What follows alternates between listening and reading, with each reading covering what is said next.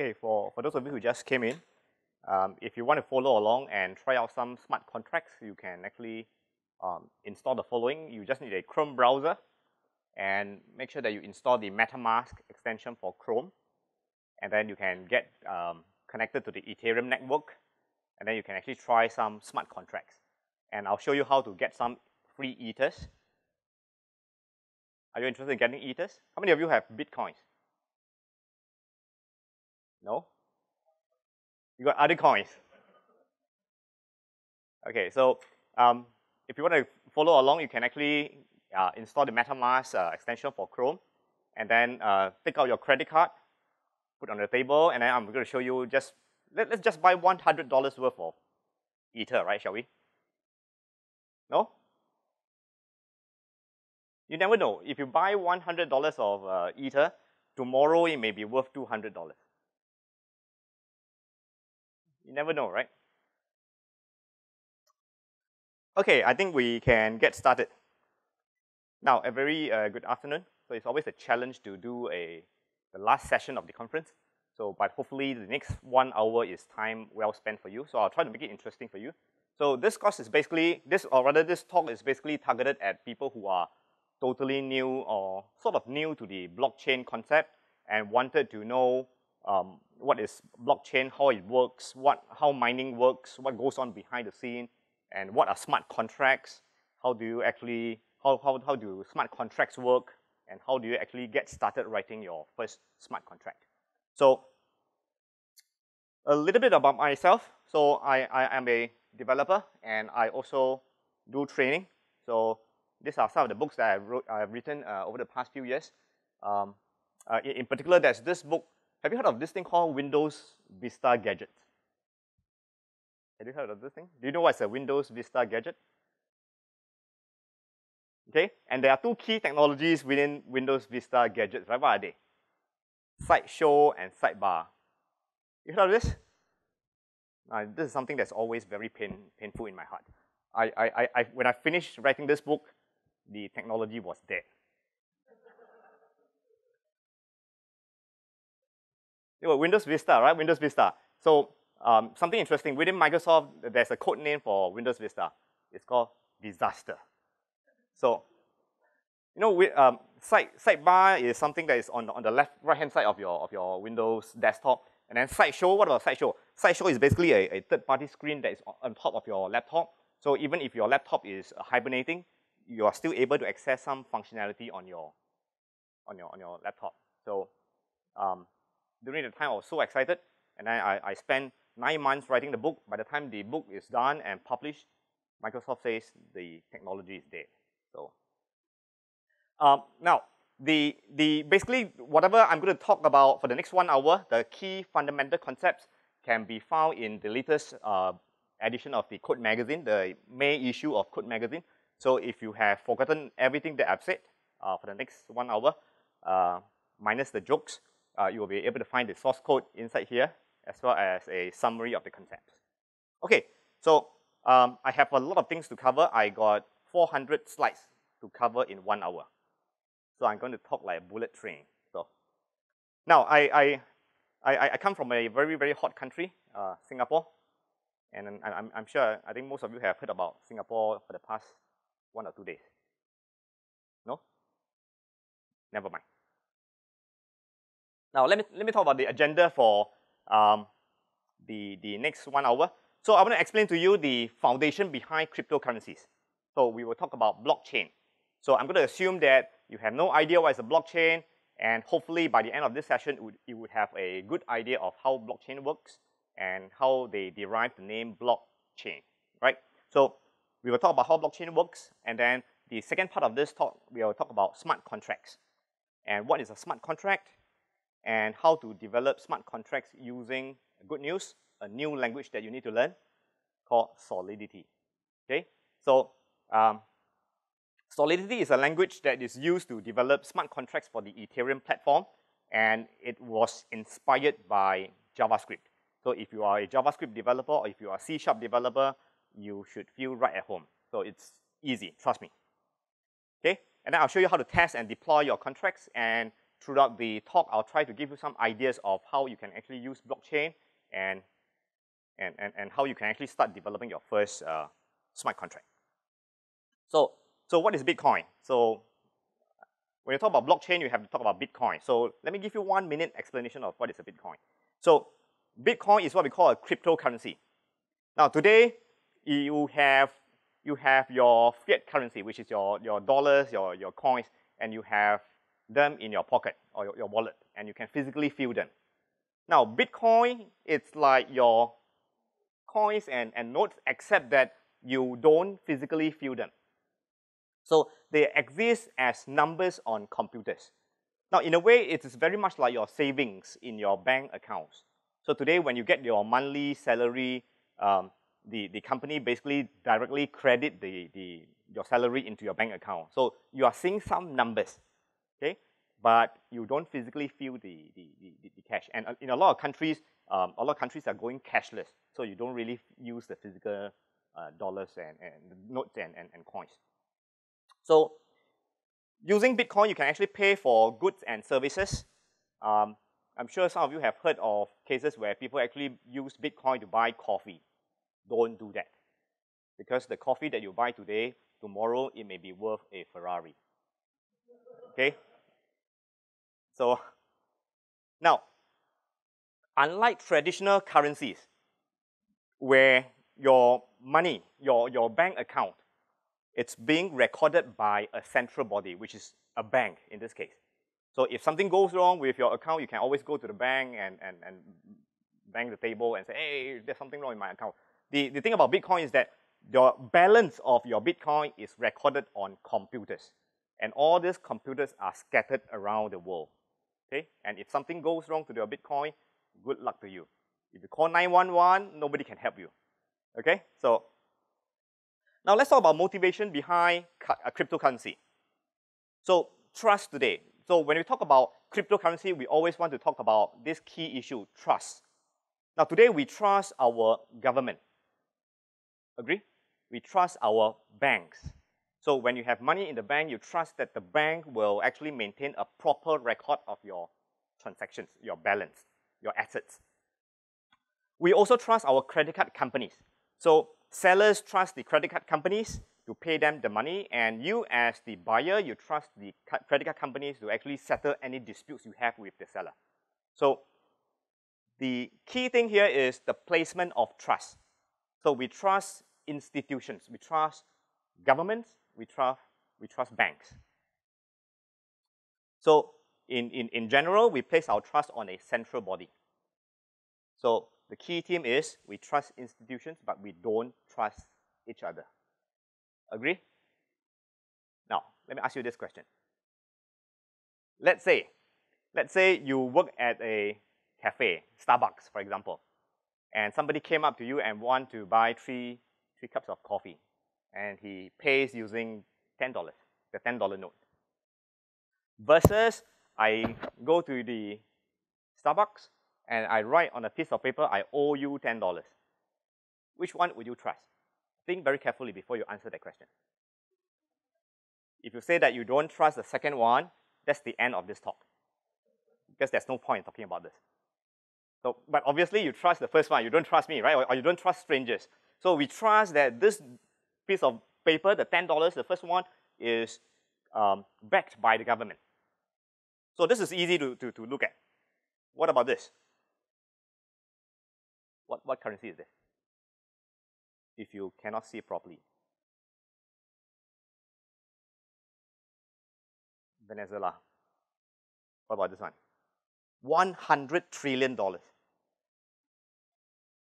Now, assume that you run a company and somebody wants to pay for the goods and services that your company offers using all these currencies. Do you accept them? Do you want to accept them? You probably would not want to. Why? Because the dollar, the note that you get today, tomorrow may not be worth anything. Okay? So what is the problem here? So you have the trust issue. Now, banks from established economies can collapse. What comes to mind when you think about banks collapsing? Lehman Brothers.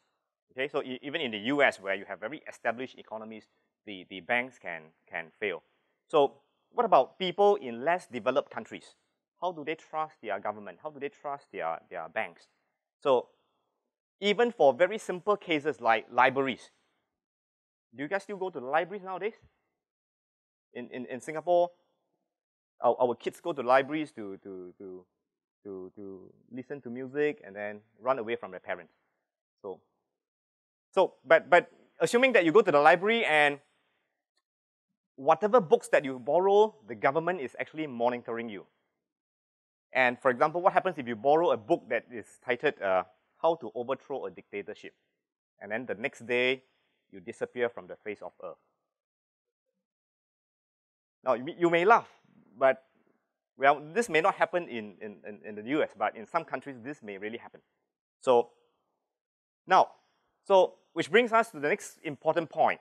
So cryptocurrencies offer significant potential when people don't trust institutions. So we are going to go from centralization, where we trust institutions like banks, government, to decentralization, where we trust nobody. So that's the key issue. So how can we how would you solve the trust issues using decentralization? Let me give you one very simple example. Take a look at this. So you got 3 persons, A, B, and C. They have a bunch of DVDs. Now, first of all, I have to apologize for this example because this example is really outdated. Nowadays, who still watch DVDs? Do you still watch DVDs? Don't be shy. You can put out your hand. Nobody ever laugh at you. Okay. So I have a lot of DVDs. So assuming that you have 3 persons with DVDs and they want to share DVDs with each other. Now, how do they maintain records for the whereabouts of the DVDs? So obviously, somebody must take up the job of maintaining records. So in this case, A, B, and C may say, okay, looks like B is trustworthy. So let's have B maintain a proper record of the whereabouts of all the DVDs. So you appoint B, but then think about it. You are back to the centralized problem. What happens if B is not trustworthy? What happens if B has got a bad habit of stealing DVDs? Right? So B may alter the record and say, okay, this DVD that was loaned to me, I'm going to erase that transaction, that record, so nobody knows that I'm holding on to the DVD. So you have a problem. So what is the next best solution? Well, let's get everybody to maintain the records. So this is what we call a distributed ledger, where in this case, the 3 parties maintain an identical set of records. So, but then there is another problem. There is a new problem. What happens if A and C, they gang up and say, hey, let's try to gang up against B and let's try to steal some DVDs. So A and C would go in and alter the records. And in this case, this is no longer a trustworthy solution. So the best solution would be to have a lot of other people who are not really involved in this DVD loan business to maintain the records. So in this case, whenever somebody borrows a DVD, the record is being broadcasted to all the different parties involved. So that is the main idea behind decentralization, and that is the key fundamental principle behind blockchain. Okay? So now we are ready to move to the concept of blockchain. Now, as A, B, and C borrows or returns DVD, all these are known as transactions. So a transaction in the case of Bitcoin is very much like A transfer 5 BTC to B, B transfer 2 BTC to D, for example. All these are known as transactions. So all these transactions are grouped into what we call blocks. And as the block fills up, it is appended to the previous block. And you keep on adding blocks to the previous block, and this sequence of blocks is known as a blockchain. And the reason why you call it blockchain is because you chain all the blocks together. That's why you call it blockchain. So far, so good? Now, So a very important thing is when we talk about decentralization and blockchain, I think the first impression that people have is they think about Bitcoin, they think about cryptocurrency. But one very important thing is to note that is that blockchain is much more than just cryptocurrency. It can be used for anything. It is so important that I think 1 or 2 days ago, Facebook announced that they are forming a team to look into blockchain. So this is going to be a big thing. Now, let's talk about blockchain in more details. Now, let's define some basic terminology. So in a blockchain, you always start with the first block. So you have the first block, which is known as the genesis block. As blocks are added to the blockchain, as blocks are added, you have what we call a blockchain. So in this case, all these blocks are chained together. So the next question is that how do you actually chain them together? Now, we make use of one fundamental thing that I think most, if not all of you are familiar, hashing. So you are able to hash a string to get a fixed hash result. And the nice things about hashing function is that when you make just one change in the original string, you get a totally different hash result. And hashing is a one-way function, which means that whatever you hash, you are not able to take this and get it back. So this is hashing. Now, so we're going to use hashing to take the content of the block, which contains transactions, and we are going to hash them and store the hash in the next block. And in the next block, I'm going to hash the hash of the previous block with the transactions, store it in the next block. So on and on and on. So the idea behind hashing is that if somebody were to make some modifications here, it's going to invalidate all the blocks after this. So this is one fundamental concept behind blockchain, immutability, meaning the moment you have a transaction there, it is confirmed, you can never change the data on the blockchain. Now, when we talk about blockchain, we have to talk about one very important concept known as mining. Now, how many of you have a mining rig at home? Okay, 1, 2. And how many of you actually have a mining rig in your office? You should do it in your office for a very simple reason. So if you are a boss, after this session, go back to your office and check all the cubicles.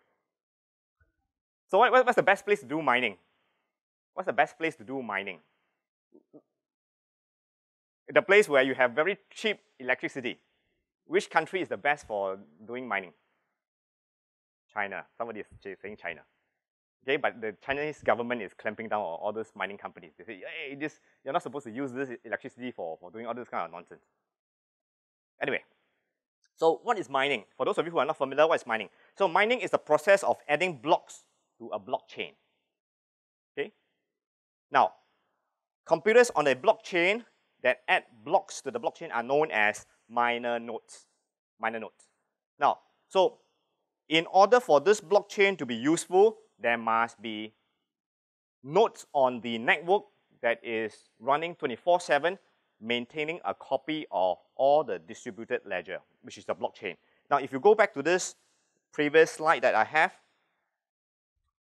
so in order to make this system secure, you should need as many people as possible to actually maintain the ledger. So in the case of blockchain, Bitcoin, Ethereum, so on and so forth, you have a lot of all these nodes that are running 24/7 to keep the blockchain. Now, something interesting. How many nodes are there in the Bitcoin network?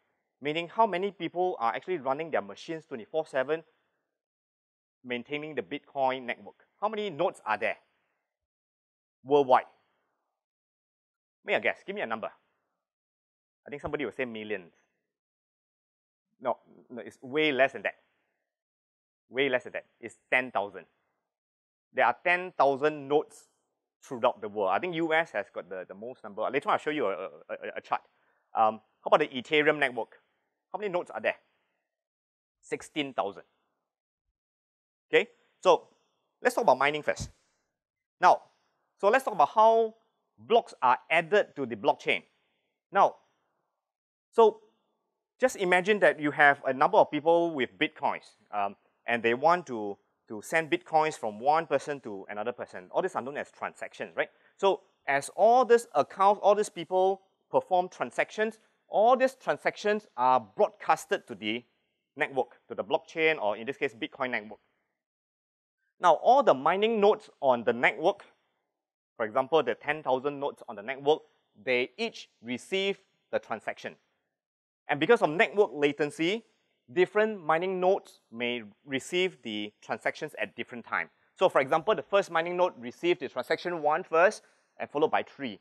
Whereas the second one received transaction 2, followed by 3, and then 1 and 4. Now, something interesting about this is that the mining nodes, they have the rights to choose whatever transactions they want to include in a block. Now, when you perform a transaction, you have to pay for the transaction, known as transaction fees. So mining nodes are very greedy. They always look at the transaction that has got the highest transaction fee and try to put it in the block first. And as the block fills up, they would try to add the block to the blockchain. But the problem here is, with so many mining nodes, who is the first person to be able to add the mining node, to add the block to the blockchain? So this is the interesting thing. So this is the mining process. So in order to slow down the rate of adding blocks to the blockchain, the consensus protocol in the blockchain dictates a network difficulty target. So for example, the network consensus protocol may say that, hey, in order for you to add a block to the blockchain, after hashing, your hash result may need to start with 5 zeros.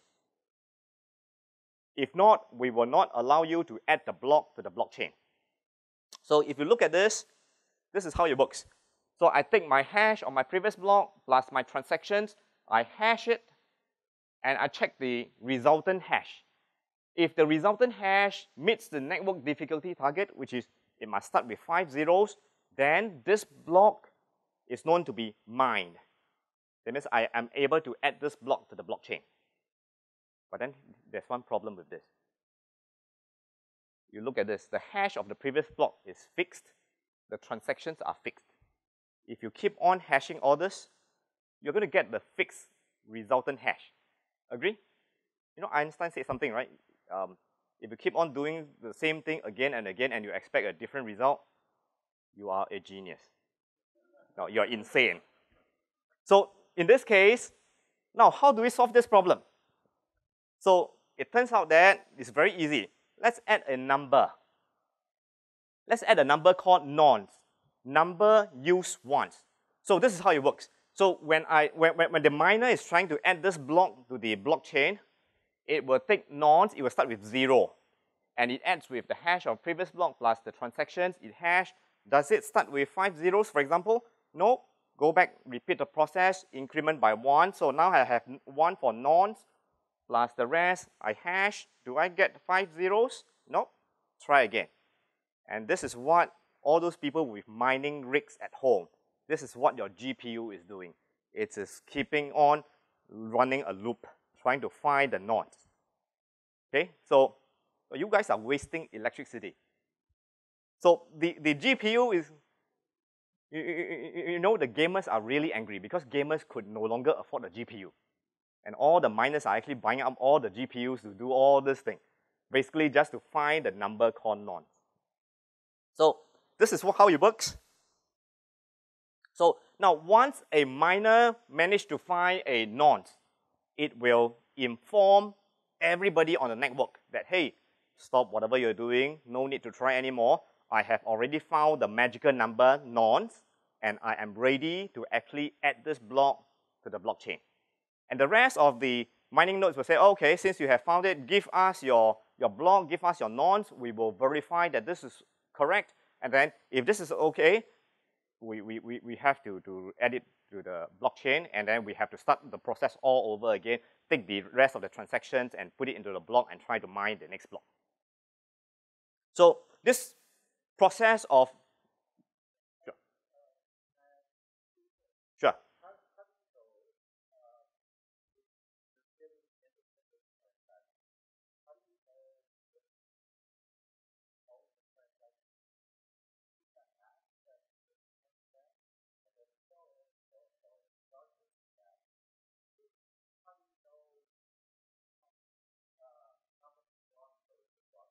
Sure, sure. Sure. Maybe we take this offline because this one is going to be into the detailed implementation of the, like, for example, the Bitcoin core software. So we will chat about that later on. Okay. So now this process of finding the nonce is called proof of work. So proof of work is basically providing a proof to a specific challenge.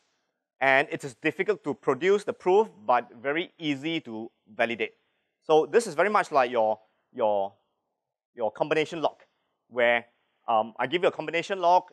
All you need to do is try to find the combination. So you will start from 0, 0, 0, 0 to 9, 9, 9, 9. Now, finding the correct combination is very difficult, but validating that you have the correct combination is easy because you just need to tell me the number. I will just turn to it, and then if it unlocks, okay, you have found the magic number. So it takes a lot of time to find the right combination, and that's why it takes up a lot of GPU. It takes a lot of GPU to actually do all the processing again and again and again. Now, mining is a dirty process. It is resource intensive, and it uses GPU. So you don't have to use an expensive CPU. You just need to have a lot of GPUs. So you will see that a lot of people are actually buying up all the GPUs, and then they are setting up something like what we call a mining rig. And you just need to run this 24/7, and you probably have to turn on your air conditioning 24 hours a day so that you can cool down the system. Now, this is how a typical mining farm looks like in countries like China, Russia, Canada. So basically, they have a huge hangar where they have nothing except rows and rows of GPUs. And it's a really noisy place because all the fans are turning, and then it's a really, really warm place. Okay? But then there is a lot of money involved in all this. Okay? So it looks nice, right? But behind the scene, it looks like this. Okay? Now, all the GPUs can have a typical shelf life of about 3 to 4 years, and then typically after 3 to 4 years, you have to throw them away. So a lot of people actually do that, and it's creating a lot of e-waste. Now, let's move on to more detailed view of the blockchain. Now, I mentioned earlier that in a typical block, you have your network difficulty target, your nonce, your transaction. That was a simplification. So in actual fact, again, this is not the really low-level explanation. This is slightly more detailed. So every block has got what we call a block header. So the blocks in blue is called the block header. So the block header contains the stuff like hash of the previous block, the timestamp, the nonce, the difficulty target, as well as something called the Merkle root. So your transaction itself is stored as a Merkle tree.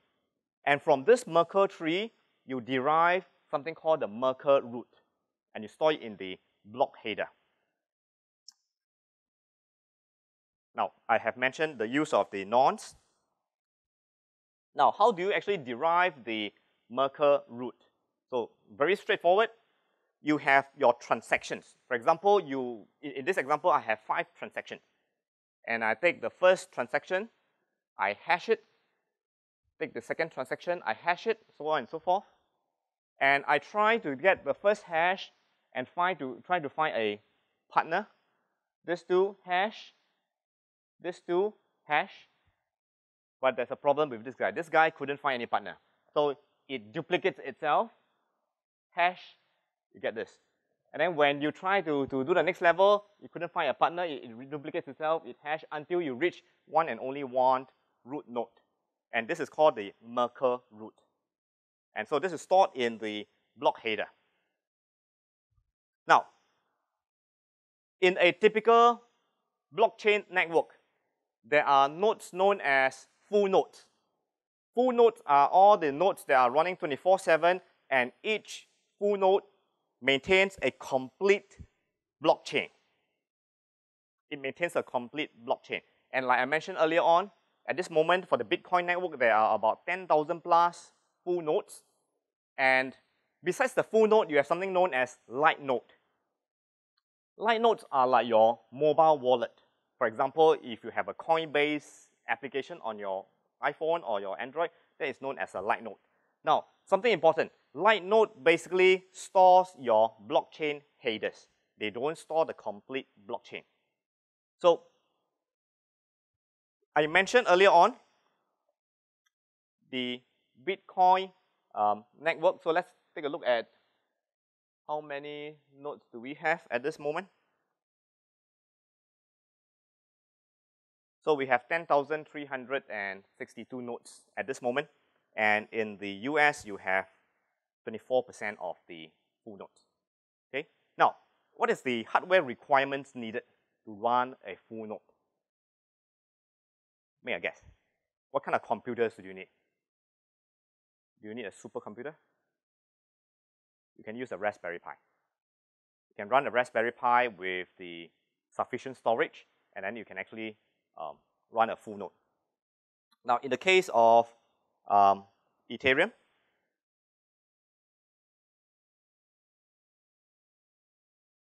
you have altogether 16,000 nodes. Okay, so that is full nodes and light nodes. Now, next question, blockchain size. What is the size of the blockchain at this moment? So, as of 7th of May, 2 days ago, 2 days ago, 3 days ago, the Bitcoin blockchain size is about 200 gig, which is not really that bad. For Ethereum, 500 gig. So if you want to run as a Ethereum full node, it's very simple. You just go and download and install the software known as Geth, G-E-T-H, and you just go to a terminal on a Mac, for example. Just type G-E-T-H, and then just let it run for a few days. And then after a few days, you realize that your SSD has got 500 gig missing. So it will download the full blockchain. Now, another keyword that we always talk about in blockchain is what we call confirmations. So as a block is being added to the blockchain, each time a block is added to the blockchain, the previous block gets more and more secure. So, and we have this term called confirmation. So in the case of block number 4, there is one confirmation, including itself. So for block number 3, it has got 2 confirmation because there's one here and one for itself. So they have actually worked out the math, and they say that in general, once a block has 6 confirmations, it is not possible, not feasible to actually make any more changes or roll back the blocks. So what are the rewards for miners? So when you mine Bitcoin, for example, the block reward in the first early stage of the Bitcoin network, the reward was if you mine a block, you get 50 Bitcoins. Can you imagine 50 Bitcoins? How much is one Bitcoin worth today? 9,000, yeah, close to 10,000. So imagine you just need to run your computers for maybe, let's say, a few days, and then you get 50,000 for one block. Okay, so I really regretted not mining Bitcoins in the early days. If I mined Bitcoins, I wouldn't be here today. Now every 210,000 blocks, the rewards would halve. So we are now at 12.5 Bitcoins. So today, if you mine a single block, you will get 12.5 Bitcoins. So eventually, after 64 halving events, the reward would be reduced to 0. And at that time, the miners would only basically earn the transaction fees. So now for the Bitcoin network, the difficulty level, the difficulty target is being adjusted automatically so that a new block is being mined roughly every 10 minutes. For the Ethereum network, a block is mined approximately every 14 seconds. Now, there's a website that tells you when is the next halving event. So this is pretty cool. Let me show you. This is real time. So the next halving event would happen in 2020. So we are still 749 days away from that. So there's still time for you to mine Bitcoin. But today, it is quite difficult to really mine a single Bitcoin by yourself. So you would need to join a mining pool where they will outsource the mining process and everybody would contribute to mine part of the block. So, okay, next thing. So we have talked about the fundamental ideas behind blockchain. So let's now talk about one particular implementation, which is called Ethereum. Now, Ethereum is an open blockchain platform. So it is proposed in late 2013 by this guy called Vitalik Buterin.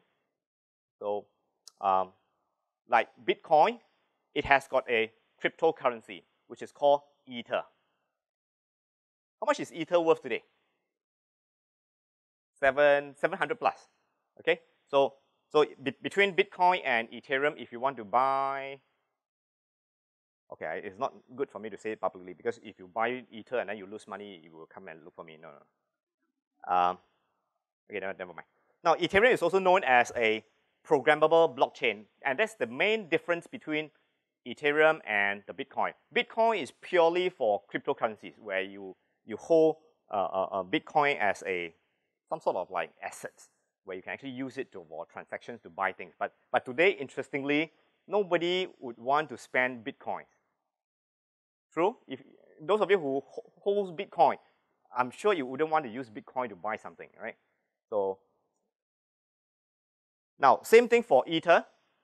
The main aim of Ether is not to act as a cryptocurrency, but rather to act as a fuel to run programs known as smart contracts on the blockchain.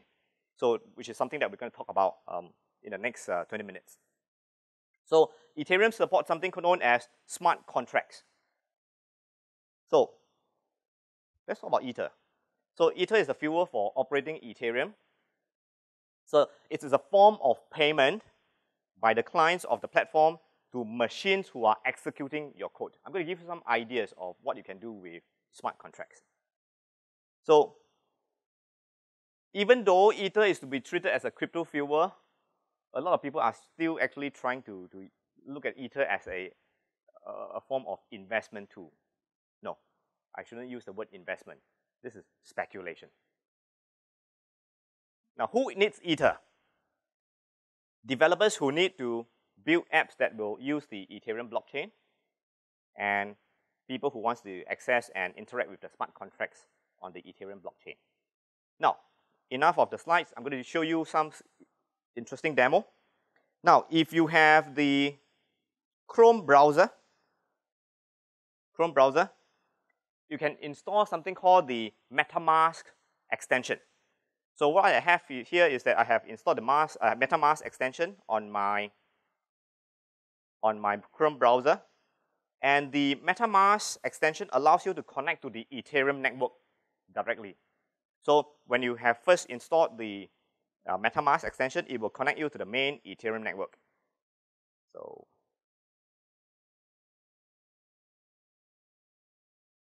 and if you look at this, I have no money inside my main network. This is a real network. So if you want to play with your smart contract in this network, you have to actually click on buy, then go to Coinbase, and you have to take out a credit card and buy some Ether.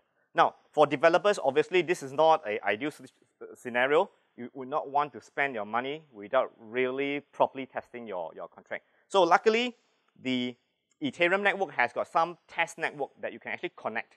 So you can select this drop-down list, connect to one of the test networks. So I'm going to connect to the Ropsten test network. And initially, when you set up your account, you should have 0 Ether. So how do you actually get some free Ether so that you can play with the network? You click on buy, and there's a button that says Ropsten test faucet. click on this, and you look at this page, and just click on this guy once, and so just wait a minute, and you should see a transaction at the bottom. You can click one more. Now, there's a limit as to how much you can click. Every click will give you 1 Ether.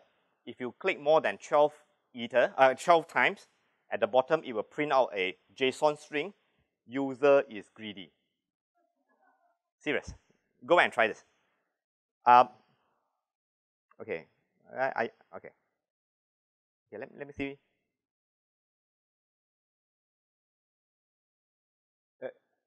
Again.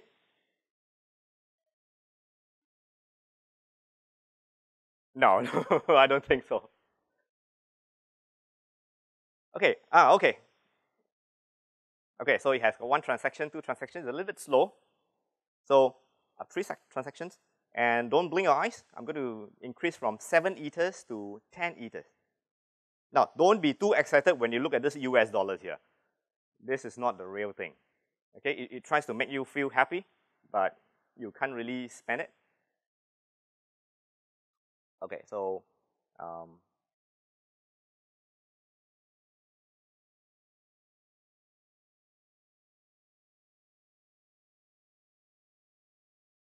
never mind. I got 7 Ethers, enough to do a lot of things. So this is MetaMask. So MetaMask provides a risk-free way for you to actually join the Ethereum network and then write some contracts. Okay, so this is MetaMask. So let's go back to Ethereum. Now, for Ethereum, for Ether, there are a number of different units that you always have to deal with. So the base unit is 1 Ether, and then the smallest is called Wei, okay, in honor of yours sincerely. Okay, how I wish, but they have a lot of funny names like Wei, G-Wei, Zabo, Fini. What are all these names? These are the names of famous cryptography researchers. You go to Wikipedia, you will find all these names. Okay, so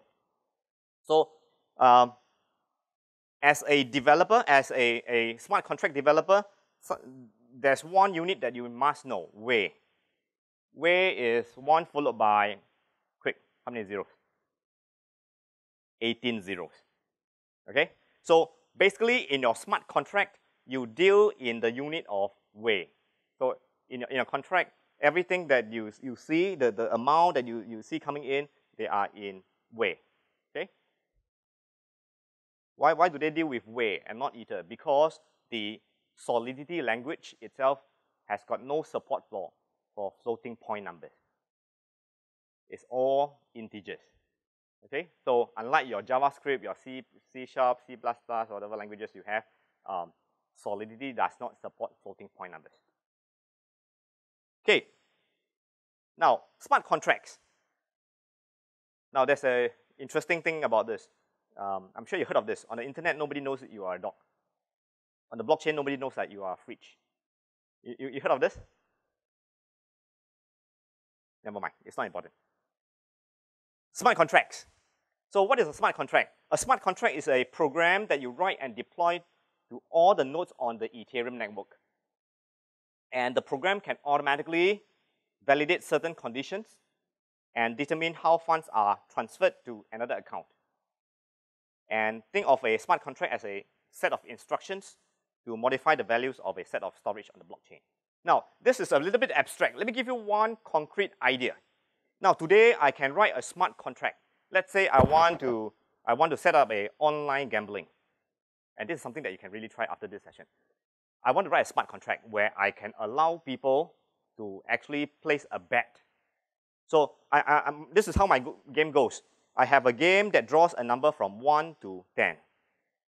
People who want to play this game simply write a program to talk to my smart contract, place a bet on a number from 1 to 10, and put a amount. How many Ethers do you want to bet on this number? So my program, once I deploy onto the blockchain, it will just run forever. And people who want to play this game will send Ethers plus the number that they want to bet to this contract. So my contract, I can program it in such a way that at the end of how many bets, it would automatically draw a winning number. And based on that winning number, I can automatically calculate the winnings of each player. So if somebody betted on the winning number, I will automatically transfer the ethers back to your account.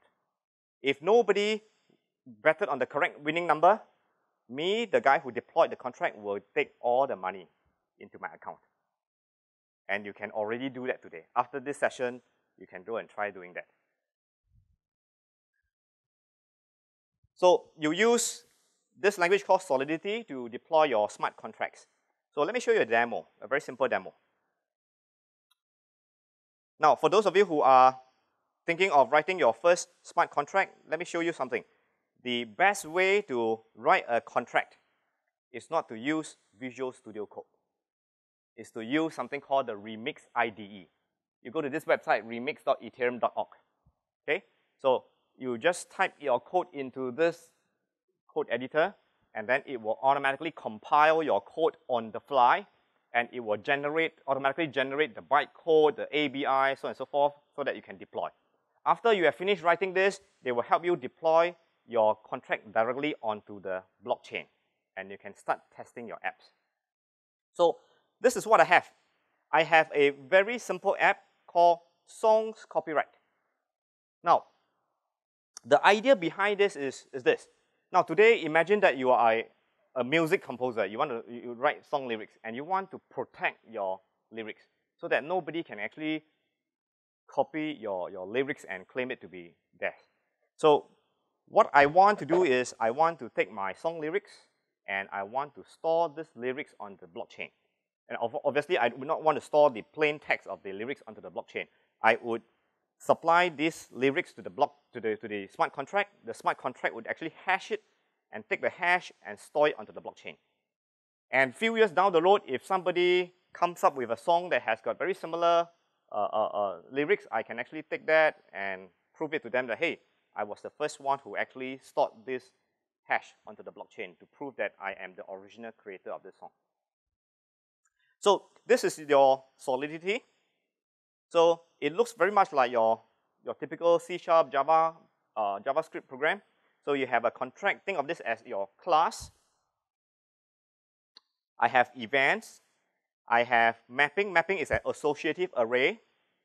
And I have functions to store the proof. I have functions to copyright the lyrics, so on and so forth. So after I have finished writing my code, I am going to do this. Let me just make sure that I'm on the Robstan network. There you go. Do you still remember? I previously got 7 Ether, right? Now I got 10 Ether. I'm rich. Now, I am going to go to the run section. I'm going to deploy this onto the Ethereum network. So I click deploy, and MetaMask will pop up a window to ask me to confirm, do you want to deploy this? And to deploy this contract onto the network, I need to pay for gas. You use gas, or rather you use Ether to pay for gas, which is an amount that is used to denote the cost or the complexity of your application. Very much like today, when you buy a car, when you have a car, you need to pump gas, right? Now, in Singapore, we call it petrol. Let's not use gas in this example because I don't want to confuse with this gas. So you pump petrol. So you use money to buy petrol, and the petrol actually powers your car. So same goes for the Ethereum network. You use the gas to actually run your contract, and you use Ether to buy your gas. So I'm going to submit this. So my contract would now be deployed onto the network, and it is pending. Why? Because it is in the process of being mined in a particular block. So typically, you have to wait from 14 seconds to 2-3 minutes. So depending on your luck. So you look at this, they will tell you that, hey, this process is still in the process of mining. So wait a while. And if I were to click on this particular transaction, oh, okay, this is fast. so don't worry about this. Okay, so this smart contract is now deployed onto the Ethereum network, meaning this application is now running on the 16,000, deployed on the 16,000 nodes in the entire world. So all the 16,000 machines has got a copy of my application. So I can do a copyright. So let's say I want to copyright counting stars. Okay, and I do a click on copyright lyrics, and I have to pay for gas. Basically, because I want to store something onto the blockchain, and I click submit. And now it is pending. So this particular lyrics is in the process of being hashed, and then the hash is in the process of being stored into a block, which is going to be added to a blockchain. Okay, done. So when you see 0 pending transaction, it means that the transaction has gone through. So now I want to check whether this lyrics is actually stored on the blockchain. So counting stars. Let's say I miss out an S, and I click check lyrics. So it will return me false. Okay, and then if I put in a S here, check lyrics, it will return me a true. Okay, so this is a very simple idea of a lyrics. So imagine you are writing a contract that runs a lottery program or online betting program. So you can actually write a program like this, deploy this onto the Ethereum network, and then whoever wants to play the game can actually interact with your contract. Now, up to this point, this is for developers. This UI is really, really terrible. It's not really a user-friendly thing. Imagine you deploy a contract, and you ask your user, okay, you need to go to the Remix IDE, and then go and find my contract, and then you have to key in all those things. Nobody would want to use your contract. Now, what I've done here is that I have written a very simple UI. So I'm going to jump this a little bit because I'm running out of time. So I'll come back to this when I'm done with this. Now, in order for you to interact with your smart contract, there is a set of APIs called Web3.js. This Web3.js APIs allows your web application to interact with the smart contract so that you can actually consume contracts and then send data to the contract, receive events from the contract. Now, it is called Web3 for a reason. Somebody can tell me why do they call this a Web3? You heard of Web 2.0? You know, this publisher, Tim O'Reilly, he gave a meaning to this word called Web 2.0. So the people who actually wrote this APIs think that, hey, we are now better than 2.0, so we are now at Web 3.0. So they named their APIs Web 3.0. Now, let me show you a demo. Now, this is a page that I have written to connect to my smart contract so that I can actually do a song's copyright through a web browser. So if you want to try this, either now or later on, you can just remember this link, go to your browser, and it would be able to consume that application. So let me show you. Okay, I need to run this on the Chrome browser, which is here. Now, so this is my Chrome browser, and I am going to type in a song that I want to, maybe not a song, maybe just a string, NDC Minnesota. And I'm going to do a copyright, and I have to pay for this service, this transaction, and I say submit. So my song lyrics is now being transferred to my contract, and my contract is in the process of being mined. So let's wait a while. Now, in the meantime, while we are waiting, we can try some lyrics, whether we have, okay, let's wait a while because there's an event. You're going to see a pop-up. There you go. So my contract fires the event to tell the user that, hey, your lyrics has been successfully stored into the blockchain. And so now if I were to pass back the same string,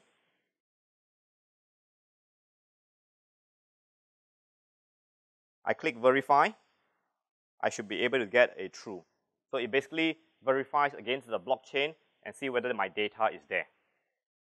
I click OK, and let's say if I type in 2018, I click verify, I should get a false. So up to this point, think about it. So a blockchain is like your database, except that in the case of the blockchain, your database is distributed, and it is replicated on the Ethereum network, 16,000 nodes. And every one of them has got a copy of your contract, has a copy of your data. And there's no central body that actually stores the data.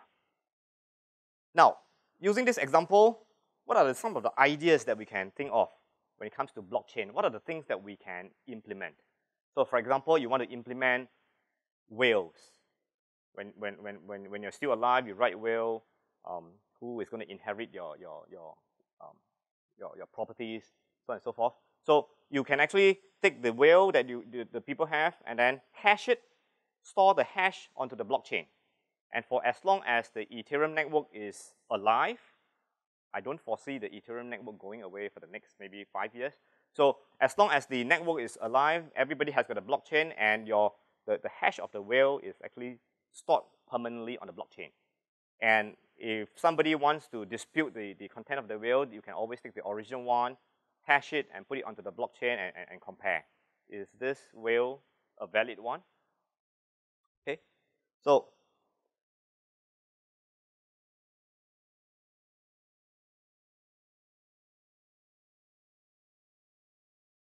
let me just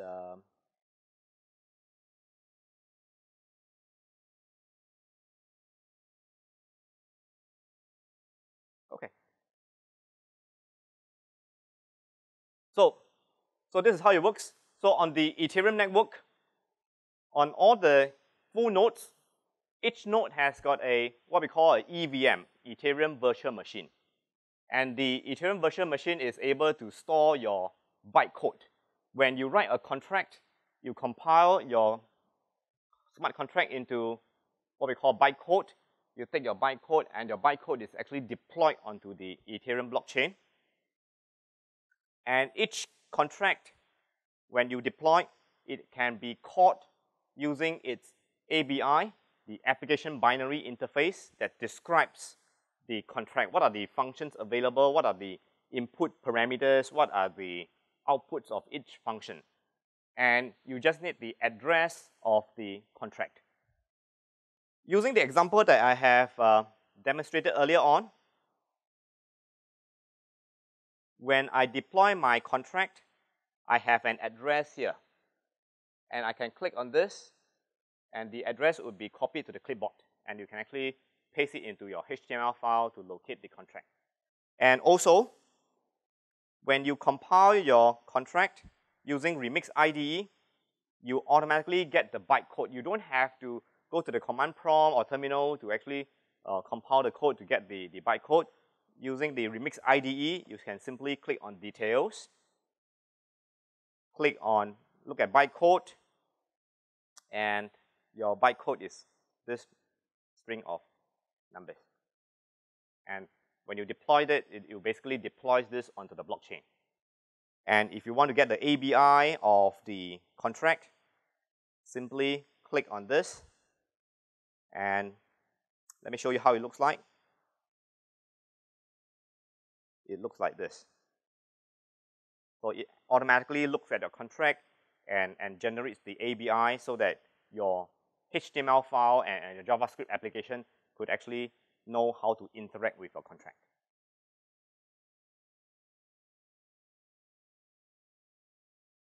Okay. So that's smart contract.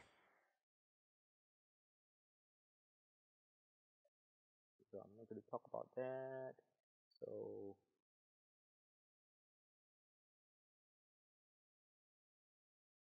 Okay, I think do I have any more time?